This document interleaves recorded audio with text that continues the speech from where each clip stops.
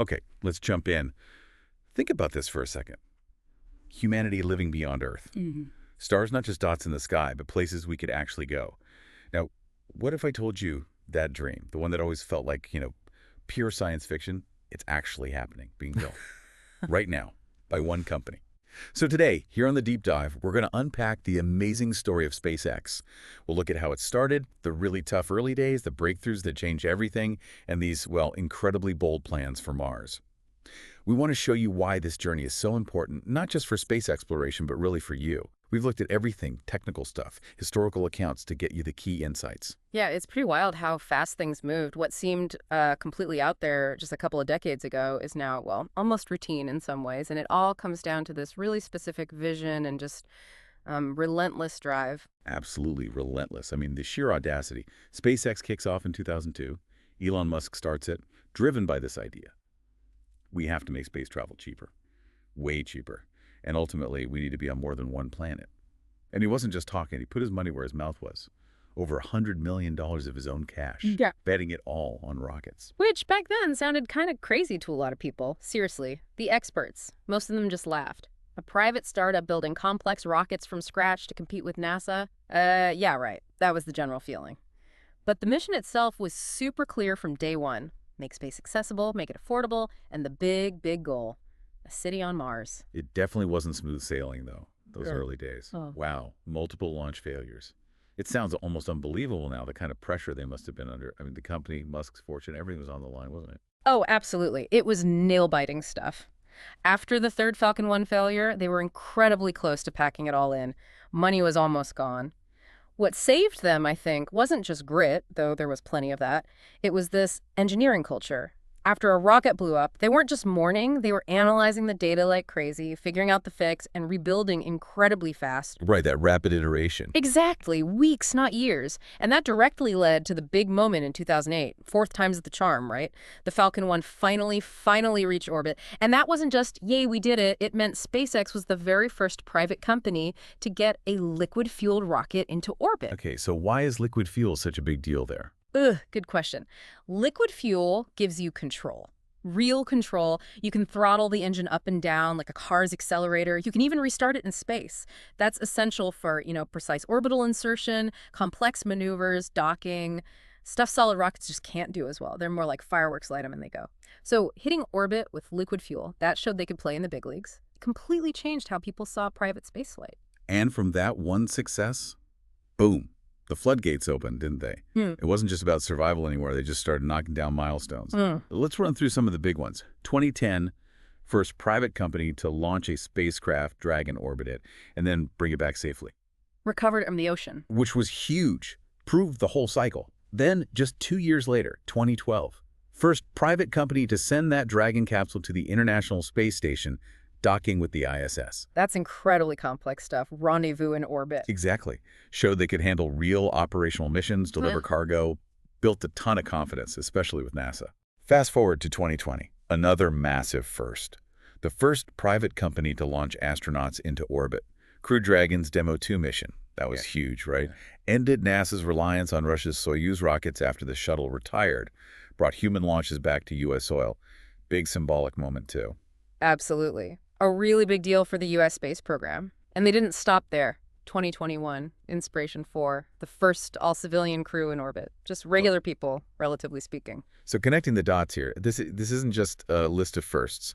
It means SpaceX is now routinely flying astronauts, hauling cargo to the ISS. And doing it with rockets that are arguably among the most reliable and frequently flown in the world. Yeah. It's become the new normal, in a way. But the thing that truly set them apart, the technology that underpins so much of this, it has to be the reusable rockets, right? That was the game changer. Oh, without a doubt. Before SpaceX, rockets were basically disposable. You build this incredibly expensive, complex machine, fire it once, and the most valuable parts just splash down in the ocean or burn up. Gone. Like throwing away an airliner after one flight. Just sounds insane when you put it like that. Right. The waste was just immense. SpaceX said, this is dumb, we have to fix this. So they figured out how to land the boosters, those first stage rockets. And the milestones there were just mind-blowing at the time. 2015, They landed a Falcon 9 first stage back on solid ground. People were stunned. I remember seeing that footage. Looked like something out of a sci-fi movie played in reverse. Totally. Then, 2016, they topped it. Landed one on a drone ship, a little autonomous barge floating in the middle of the ocean. Okay, explain that.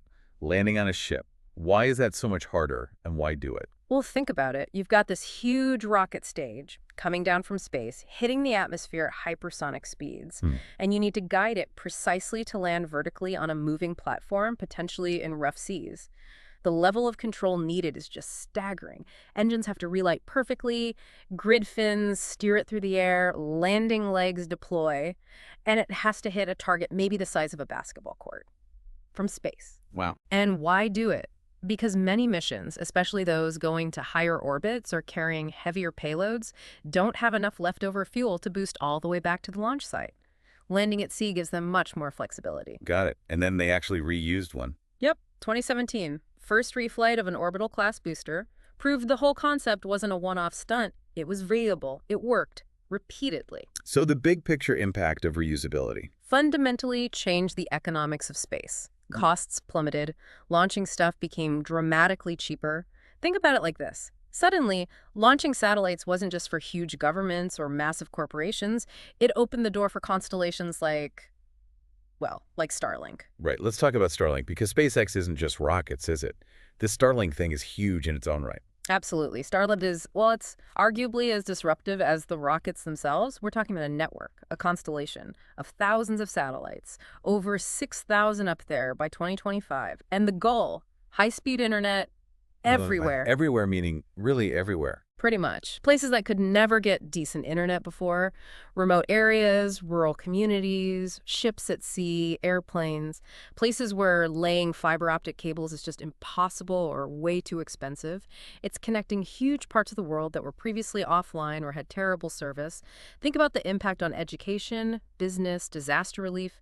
It's massive. So they're launching their own massive satellite constellation using their own reusable rockets. Makes sense. Exactly.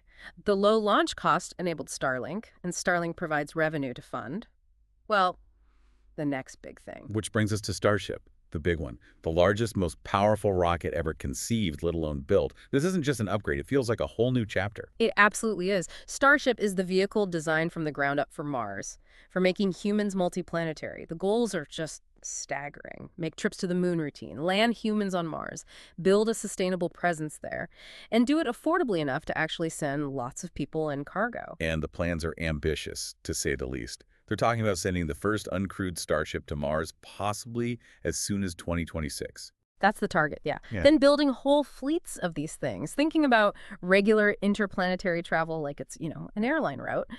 And the really wild goal, a self-sustaining city on Mars. Musk talks about 1 million people by 2050. 1 million people on Mars. It's hard to even wrap your head around that. And there was some recent progress with the Starship testing, right? The booster catch. Yes, huge step. In 2024, they successfully caught the Super Heavy booster, that's the massive first stage of Starship, using the launch tower arms, the Mechazilla system. Gotcha, in the booster. Yeah, instead of landing legs, the tower itself catches the returning booster. If they can perfect that, it means potentially near instant turnaround. Land it, refuel it, stack the Starship back on top, and launch again very quickly. That's key for making those fleets of Starships practical and affordable. Beyond Mars, the plans involve expanding Starlink further, maybe even orbital habitats, and laying groundwork for, eventually, maybe interstellar travel. It's a lot. Okay, let's pull back for a second, because this story, SpaceX's rise, it's had effects far beyond just their own launches. This is where it really connects back to you, the listener. Definitely. First off, it completely changed the game in the space industry. The center of gravity really shifted from government agencies like NASA towards private companies. SpaceX didn't invent reusable rockets. People dreamed about it for ages, but they made it work.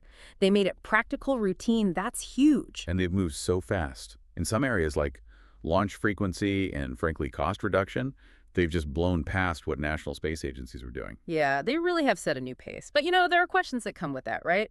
Relying so much on one private company for critical infrastructure like launching astronauts. That's a fair point. The efficiency is undeniable. But what about redundancy? Public oversight? It's a complex balance. It is. But what SpaceX undeniably did was prove a new model, this rapid iteration, accepting failure as learning, building almost everything themselves. It showed a different way to tackle enormous engineering challenges. And that model, that philosophy, is now influencing other fields way beyond aerospace. And maybe the biggest impact of all, they've taken the idea of becoming a multiplanetary species from science fiction Yeah. and put it firmly on the roadmap. It feels achievable now in a way it never did before. Just to recap some quick facts for everyone. Founded 2002, Hawthorne, California. Founder Elon Musk. Now over 12,000 employees as of 2025. Key programs: Falcon 9, Falcon Heavy, Dragon, Starlink, and the giant Starship. It's quite a list. So from those incredibly risky early days, those dreams of landing rockets, to these truly mind-bending plans for Mars, SpaceX has fundamentally altered what we think is possible in space. It's an incredible story of innovation, sheer persistence. We're just pushing boundaries relentlessly. Which leads us with a final thought, something for you to maybe chew on. Yeah, if this kind of private drive, this willingness to fail and learn fast, can genuinely put humanity on a path to becoming multiplanetary in just a couple of decades, what other huge challenges could we tackle? Think about things like clean energy or curing diseases or maybe even finding better ways to resolve global conflicts. Could that same blend of innovation and, frankly, audacity unlock breakthroughs there too? What else might be within reach?